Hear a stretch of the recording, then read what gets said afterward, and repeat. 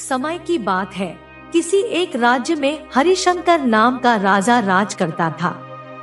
उस राजा के 3 बेटे थे। उसकी ख्वाहिश थी कि उसका सबसे काबिल बेटा उसकी राजगद्दी संभाले, लेकिन वह इस बात को लेकर संशय में था कि तीनों में से किसे वह अपना राजपाट सौंपे। एक दिन राजा को एक तरकीब सूझी। उसने उसी समय अपने तीनों बेटों को बुलाया और कहा, बेटे, आज मैं तुम सबसे एक सवाल पूछता हूँ। अगर तुम लोगों के सामने एक गुनहगार खड़ा हो तो तुम उसके साथ क्या करोगे? इस पर राजा के पहले बेटे ने कहा, उस अपराधी को सजा-ए मौत दी जानी चाहिए। वहीं दूसरे बेटे ने कहा, गुनहगार को कालकोठरी में डाल देना चाहिए। जबकि तीसरे बेटे ने कहा, पिताजी, हमें उसे सजा देने से पहले इस बात की जांच करनी चाहिए कि उसने वास्तव में अपराध किया है या नहीं। इस पर राजा के तीसरे बेटे ने सभी को एक कहानी सुनाई। एक राजा था जिसके पास एक बुद्धिमान तोता था। एक बार उस तोते ने महाराज से कहा, मुझे अपने माता और पिताजी के पास जाना है। राजा ने उसकी बात नहीं मानी, लेकिन तोता ने भी हार नहीं मानी। वह लगातार महाराज से जिद करने लगा कि मुझे माता पिता के पास जाने दे। अंत में राजा ने तोता की बात मान ली और कहा, ठीक है, तुम अपने माता पिता से मिलकर आओ, लेकिन वहाँ ज्यादा दिन नहीं रुकना। राजा ने तोता को केवल 5 दिन की अनुमति दी और कहा, तुम 5 दिन में अपने परिवार वालों से मिलकर लौट आना।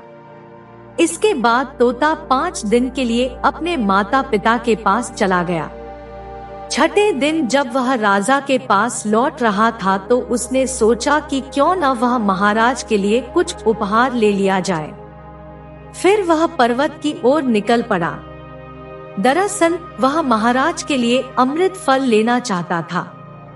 वहां पहुंचते पहुंचते रात हो गई। तोता ने पर्वत पर पहुंचकर फल तो ले लिया, लेकिन रात हो जाने के कारण वह आगे नहीं बढ़ा और वहीं रुक गया।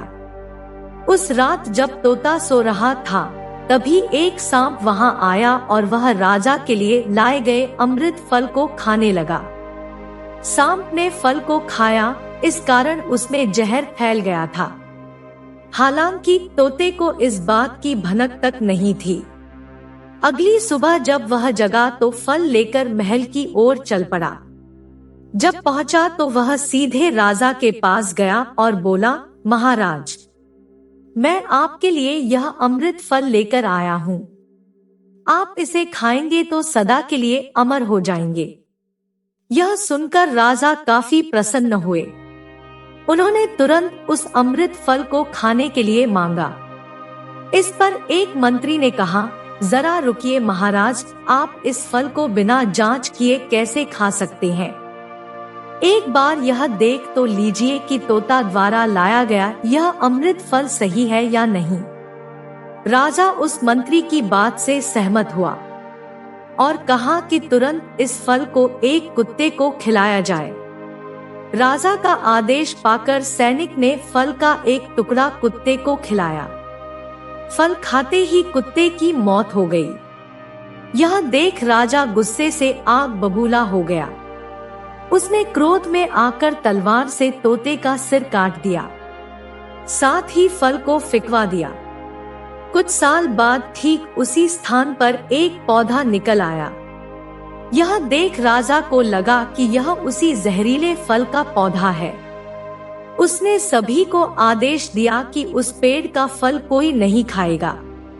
कुछ दिन बाद एक वृद्ध व्यक्ति उस पेड़ के नीचे आराम करने के लिए रुका। उसे भूख भी काफी जोर से लगी थी। उसने उसी पेड़ से फल तोड़ा और खाने लगा। फल खाने के बाद वह बूढ़ा व्यक्ति एकदम से जवान हो गया। राजा ने जब यह देखा तो वह आश्चर्यचकित रह गया।